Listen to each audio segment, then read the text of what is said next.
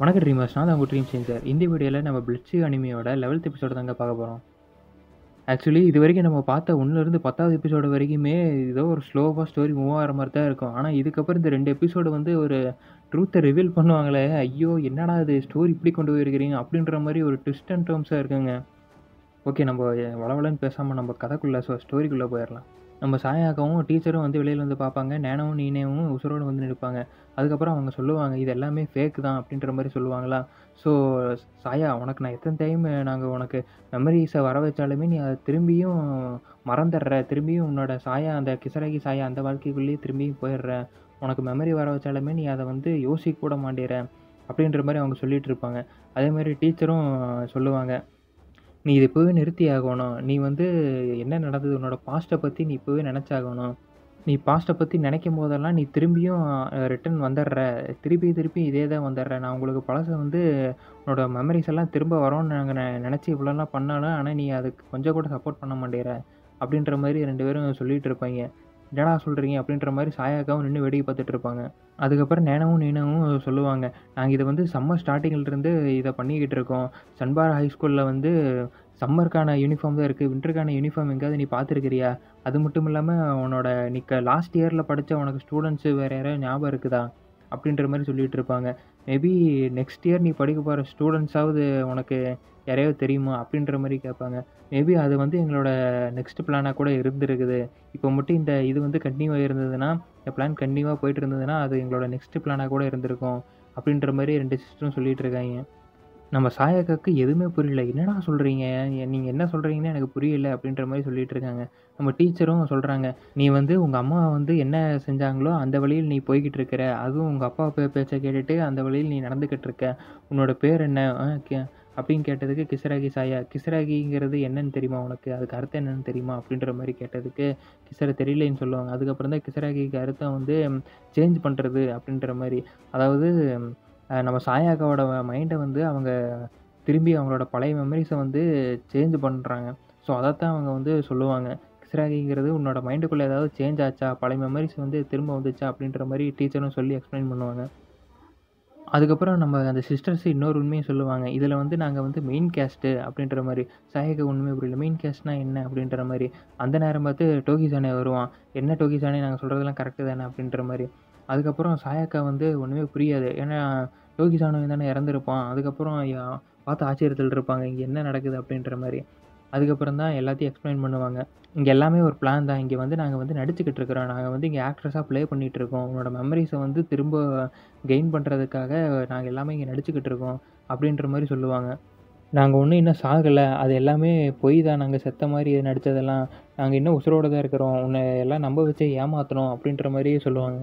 அப்போ இந்த டவுனில் இருக்கிறவங்க எல்லாருமே நான் செத்துட்டாங்கன்னு தான் நினச்சிட்டு இருந்தேன் அப்படின்னு சொன்னதுக்கு சாயாக்கா அவங்க எல்லாருமே சிரிப்பாங்க. நீ அப்படி தான் நினச்சிட்டு இருக்கிற, ஆனால் இது எல்லாமே பிளான் தான். நாங்கள் ஒழுங்காக ஆக்டிங் பண்ணால் எங்களுக்கு ரிவார்டு தர்றதுன்னு சொல்லியிருந்தாரு. அது மட்டும் இல்லாமல் நாங்கள் ரியல் லைஃப் ப்ராப்ளத்துலேயும் இருந்தோம். ஒரு பிரச்சனையில் போலீஸ்கிட்ட மாட்டிக்கிட்டோம். அதுக்கப்புறம் டோகிசானே சொல்லுவான், நீங்கள் என்ன கிரிமினல்ஸா அப்படின்ற மாதிரி. பரவாயில்ல, அதை பற்றி இப்போ பிரச்சனை இல்லை. ஏன்னா என்னை வந்து அவர் காப்பாற்றிட்டாரு.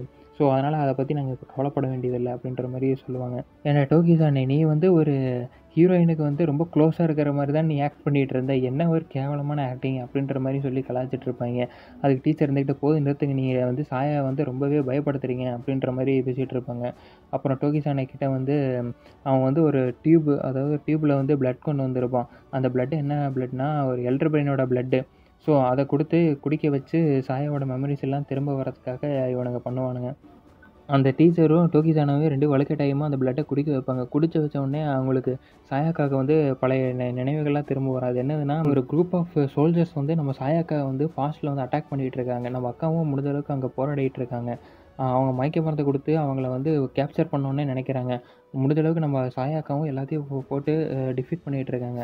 அதுக்கப்புறம் ஒரு வண்டியில் வந்து லைட் வெளிச்சம் போடுது. அந்த வெளிச்சத்தில் 2 பேர் வந்து ஒரு ஷேடோ மட்டும்தான் தெரியுது.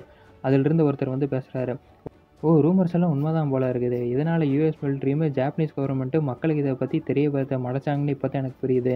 ஒரு இன்ஹியூமன், இப்போ ஒரு சக்தியில் இருக்கிற ஒரு ஹியூமன் ஃபார்மில் இருக்கிற ஒரு கேர்ள் நீ மனுஷனால பண்ண முடியாத எல்லாத்தையுமே அசாத்தியமா பண்ற. ஒருவேளை நீ இப்படித்தான் வாழ்ந்துட்டு இருக்கியோ அப்படின்ற மாரி ஒருத்தன் வந்து சொல்லிட்டு இருக்கான்.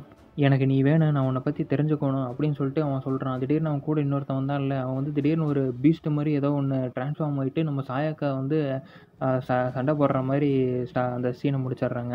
அதுக்கப்புறம் அந்த சாயாக்காக்கு திரும்பியும் அத பத்தி என்ன நினைக்கிறாங்க. அதுக்கப்புறம் அந்த 2 சிஸ்டர்ஸும் சொல்றாங்க.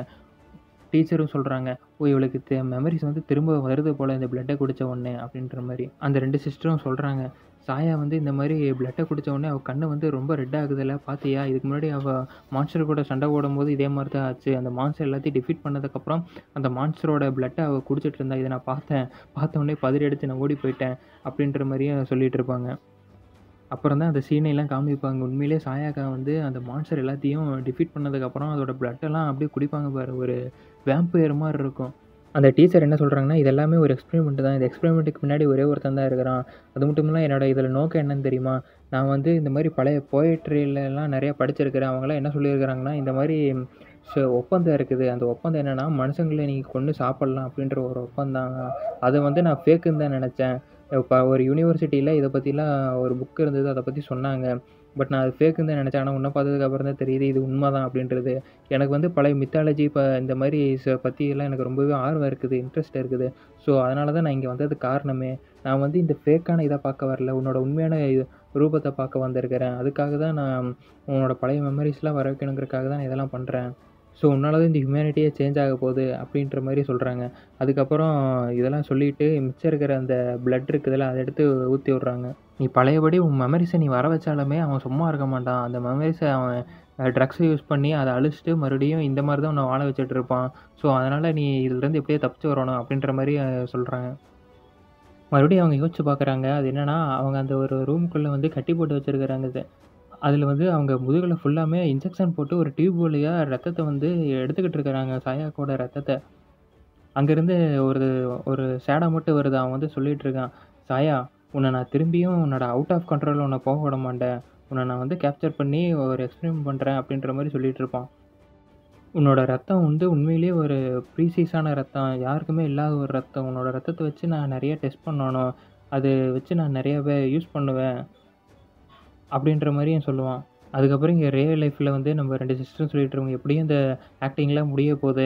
ஸோ, அதனால நான் திரும்பியும் என்னோட பழைய லைஃப்‌க்கே நான் திரும்பி போலாம் அப்படின்ற மாரி சொல்லிட்டு இருப்பாங்க. அதுக்கப்புறம் கொஞ்ச நேரம் கழிச்சு இப்படியே பேசிட்டு இருப்பாங்க. நம்ம டீச்சருக்கு ஒரு யோசனை வரும். என்னடா இது இவ்வளோ நேரம் நம்ம பிளட் குடுத்து இவ்வளோ நேரம் ஆகியும் இவளோட மெமரீஸ் இன்னும் திரும்ப வரலையே! என்ன காரணமா இருக்கும்? அப்படின்னு சொல்லிட்டு யோசிச்சுட்டு இருப்பாங்க. அந்த நேரம் பார்த்து திடீர்னு ஒரு எல்டர் பிரெயின் ஒரு மான்ஸ்டர் வந்து அட்டாக் பண்ணும். ஒரு பெரிய நாய் மாரி இருக்கும். அது வந்து அட்டாக் பண்ண வரும். இது என்னது நம்ம பிளான்லயே இல்லையே! அப்படின்ற மாரி சொல்லிட்டு எல்லாம் அங்கேருந்து தெறிச்சு ஓடுவாங்க. நம்ம டீச்சர் வந்து சாயக்கா மயங்கி போட்டு அப்படியே கீழ படுத்திருப்பாங்கல்ல. ஸோ, அவங்கள அப்படியே தர தரன்னு இழுத்துக்கிட்டு அப்படியே அங்கேருந்து அவங்களையும் கூப்பிட்டு அப்படியே தப்பிச்சுட்டு போயிட்டு இருப்பாய்ங்க. அவங்க அந்த எல்டர் பிளேன்லேருந்து தப்பிச்சு ஓடிட்டு இருக்கும்போது, அந்த நேரம் பார்த்து இந்த யூகாவும், கிளாஸ் ரெப்பும் வராங்க. "நீங்க என்ன பண்ணிட்டு இருக்கிறீங்க?" அப்படின்ற மாரி அவங்க பார்த்து ஆச்சரியப்படுவாங்க. "ஸோ, நீங்க எதுக்கு இதெல்லாம் பண்ணிட்டு இருக்கிறீங்க?" அப்படின்ற மாரி அந்த சிஸ்டர்ஸ்ட்ட கேட்பாங்க. நாங்க வந்து எதுவும் பண்ணலையே. நம்ம பிளான்ல இருக்கிறபடி தானே நாங்களும் செஞ்சுட்டு இருக்கிறோம். அப்படின்ற மாரி சொல்லுவாங்க. நீங்க இதெல்லாம் பண்ணக்கூடாது. நம்ம இங்க வந்து மெயின் கேஸ்ட்டு. ஸோ, அதனால நம்ம ஆக்ட்ரஸ் மாரி ப்ளே பண்ணணும். நம்ம சாயாக்கு வந்து எந்த ஒரு ஒரிஜினல் இங்க நடக்கிற விஷயத்தையுமே தெரியப்படுத்தக்கூடாது. நீங்க ஏன் இப்படி பண்றீங்க? அப்படின்ற மாரி கேட்டதுக்கு, எங்களுக்கு வந்து இந்த ட்ராமாலாம் இதெல்லாம் இப்போ போர் அடிச்சு போச்சு. நாங்க எத்தன டைம் சாயா வந்து அவளோட மெமரிய ரீகெயின் பண்ணாலுமே, நீங்க திருப்பி அத அழிச்சுட்டு, அ ஒரு ஃபேக்கான வேர்ல்ட்ல இருக்கிற மாரி அந்த மெமரிய நீங்க திருப்பி இது பண்ணிடுறீங்க. ஸோ, இது வந்து போய்க்கிட்டே தான் இருக்குமே தவிர, இதுக்கு ஒரு எண்டே இல்ல. நாங்க வந்து எப்போ திரும்பி வீட்டுக்கு போறது? ஸோ, டீச்சர் அதுக்கப்புறம் டோகிசானவே சொல்றான். டீச்சர் வந்து என்ன சொல்றாங்கன்னா, சாயாக்கு மெமரிய வந்து திரும்ப வர வச்சுட்டா, நம்ம இங்கேருந்து போயிரலாம். எனக்கு டீச்சர் காசு குடுக்குறாங்க அப்படின்னு சொன்னாங்க. அதனால தான் நாங்க இதெல்லாம் பண்றோம். அப்படின்ற மாரி சொல்லுவாங்க. அப்புறம் அந்த 2 சிஸ்டரும் சொல்லுவாய்ங்க, "எங்களுக்கு இது உண்மையிலேயே போர் அடிச்சு போச்சு. இந்த விளையாட்டுக்கு நாங்க வரல. நான் ரியல் லைஃப்‌க்கு போகணும். அது மட்டும் இல்லாம இங்க கேமரா எல்லாமே ஆஃப்ல தான் இருக்குது. எல்லாத்தையும் ஆஃப் பண்ணி வச்சுட்டு தான் இத பண்றோம். இது யாருக்குமே தெரிய வாய்ப்பு இல்லையே! எப்படி உங்களுக்கு தெரிஞ்சது?" அப்படின்னு கேட்டதுக்கு, அப்பதான் உண்மைய சொல்லுவாய்ங்க. இது எல்லாமே ஒரு ப்ளே செட்டு. அதாவது என்னன்னா, இந்த ஒரு மொத்த டவுனு இது எல்லாமே உருவாக்குனது. இவங்க போட்ட ட்ராமா. எல்லாமே இந்த டவுனு இவங்களே உருவாக்குனது. இங்க இருக்கிற பீப்பிள்ஸ் எல்லாம் காசு குடுத்து இங்க வர வச்சு ஒரு ட்ராமாக்காக இதெல்லாம் பண்ணது. அதுவும் சாயா வந்து நம்ப வைக்கிறக்கோசரம். இங்க இருக்கிற எல்லாருமே சாயாவ ஏமாத்துறக்கோசரமே காசு குடுத்து வர வச்சவங்க. ஸோ, இங்க எது நடந்தாலுமே இந்த டவுன்ல எதுவுமே இங்க அ ஒளிச்சு வைக்க, ஹைட் பண்ணவே முடியாது. எல்லாமே அந்த ஒருத்தனுக்கு தெரிஞ்சிரும். ஸோ அப்படின்னு சொன்ன உடனே தான் ஓ அப்போ டீச்சர் இதெல்லாமே உங்களுக்கு தெரியும் தானே, அப்புறம் ஏன் இதை பற்றி முன்னாடி எங்ககிட்ட சொல்லல மாதிரி இந்த 2 சிஸ்டரும் அந்த டீச்சரை பார்த்து கேட்பாங்க.